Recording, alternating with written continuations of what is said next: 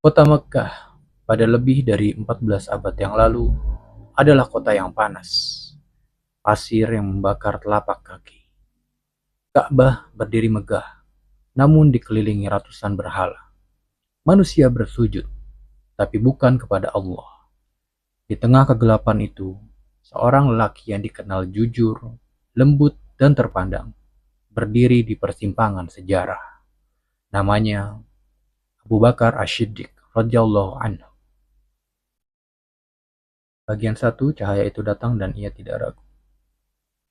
Ketika Rasulullah Shallallahu Alaihi Wasallam menerima wahyu pertama di Gua Hiro, dunia belum tahu bahwa sejarah akan berubah.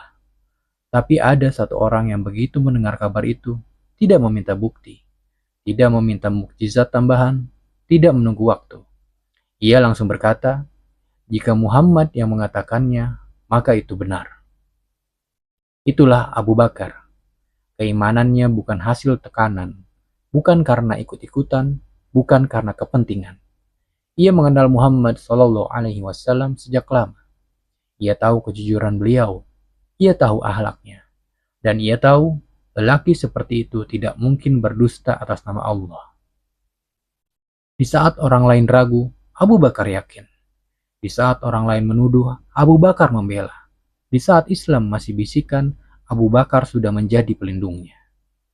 Tapi keimanan sejati tidak berhenti pada diri sendiri. Ia bergerak. Bagian 2 dakwah dalam sunyi. Abu Bakar bukan orator yang berteriak di pasar Ukaz. Ia bukan panglima perang saat itu. Ia juga bukan orang yang memaksa dengan pedang. Ia berdakwah dengan kedekatan, dengan kepercayaan, dengan cinta. Ia mendatangi orang-orang yang ia kenal baik. Sahabat-sahabatnya, rekan-rekan dagangnya, orang-orang yang tahu siapa Abu Bakar dan percaya kepadanya. Ia tidak memulai dengan ancaman neraka. Ia juga tidak memulai dengan celaan terhadap berhala. Ia memulai dengan satu kalimat sederhana. Tidakkah kalian mengenal Muhammad? Tidakkah kalian tahu siapa dia? Satu persatu, hatinya mengetuk hati yang lain. Dan sejarah mencatat, melalui wasilah dakwah Abu Bakar, masuk Islamlah nama-nama yang kelak mengguncang dunia. Ialah Utsman bin Affan, Zubair bin Al-Awwam, Abdurrahman bin Auf, Sa'ad bin Abi Waqqas, dan Tolhah bin Ubaidillah. Bayangkan ini, satu orang yang beriman lebih dahulu, lalu ia mengajak 5 orang. Dan 5 orang itu kelak menjadi pilar umat. Inilah efek dari iman yang tulus. Bagian 3, perjalanan Tolhah ke Syam. Di waktu yang hampir bersamaan, seorang pemuda Quraisy tengah melakukan perjalanan dagang ke Syam. Namanya Tolhah bin Ubaidillah. Ia cerdas, ia terhormat, ia pedagang muda yang menjanjikan. Di tanah Syam, ia mendengar sesuatu yang tidak biasa.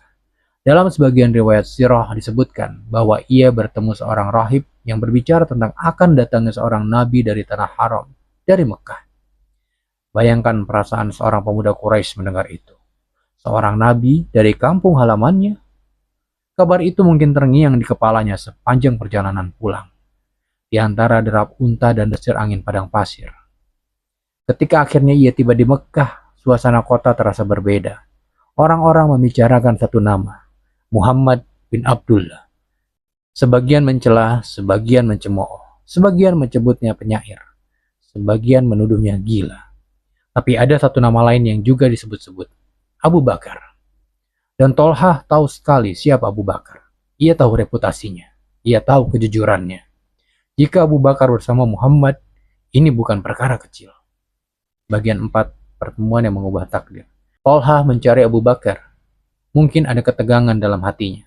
Mungkin ada rasa penasaran. Mungkin ada kegelisahan. Wahai Abu Bakar, benarkah engkau mengikuti Muhammad?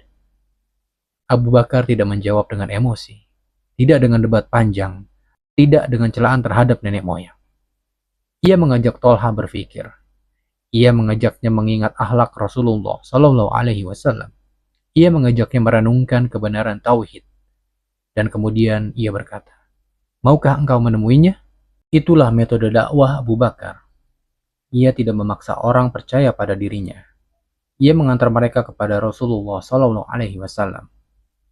Maka Tolha pun datang. Ia duduk di hadapan Nabi. Dan di momen itu, sejarah berubah. Tolha mengucapkan dua kalimat yang menggetarkan langit. Asyhadu an la ilaha illallah wa asyhadu anna Muhammad Rasulullah. Seorang lagi cahaya lahir di tengah gelapnya Mekah. Bagian 5 harga sebuah keimanan. Namun masuk Islam di Mekah bukan keputusan ringan. Ia berarti kehilangan perlindungan. Ia berarti risiko siksaan. Ia berarti cemoohan, boikot, bahkan ancaman pembunuhan. Tolha merasakannya. Begitu pula sahabat-sahabat lain. Abu Bakar sendiri tidak luput dari penderitaan. Ia pernah dipukul hingga tidak sadarkan diri oleh kaum musyrikin. Wajahnya berdarah, tubuhnya remuk. Ketika ia siuman, apa pertanyaan pertamanya? Bagaimana keadaan Rasulullah?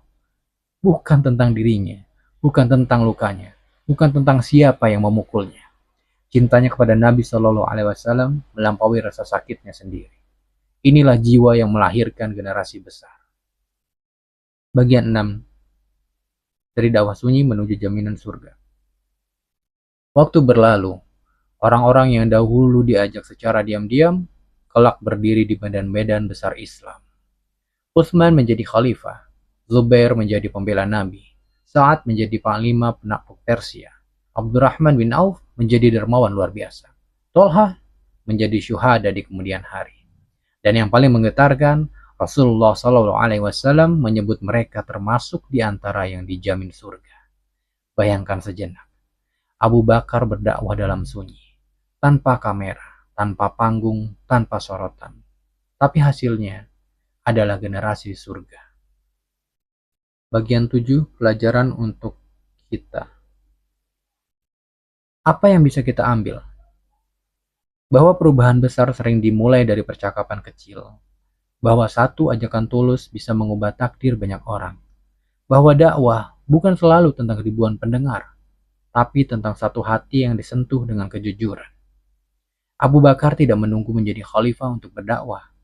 Ia berdakwah saat Islam masih lemah, saat belum ada jaminan kemenangan dunia. Dan justru karena itulah Allah meninggikan namanya. Penutup. Hari ini kita mengenang Abu Bakar sebagai khalifah pertama, sebagai sahabat terbaik Nabi, sebagai As-Siddiq. Tapi mungkin gelar terindahnya adalah ini. Ia adalah lelaki yang ketika mendapat cahaya, tidak menyimpannya untuk dirinya sendiri. Ia membaginya.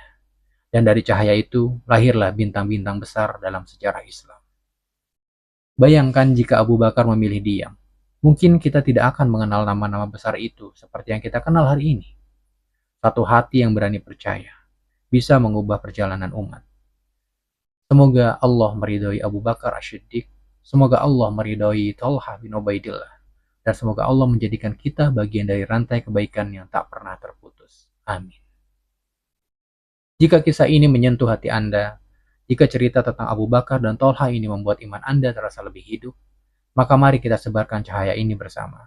Dukung channel ini dengan menekan tombol subscribe, aktifkan lonceng notifikasi, dan bagikan video ini kepada keluarga serta sahabat Anda. Karena bisa jadi, satu klik Anda hari ini menjadi sebab sampainya hidayah kepada seseorang. Semoga setiap tayangan, setiap share, dan setiap kebaikan yang tersebar melalui channel ini menjadi amal jariah untuk kita semua. Sampai bertemu di kisah inspiratif berikutnya. Assalamualaikum warahmatullahi wabarakatuh.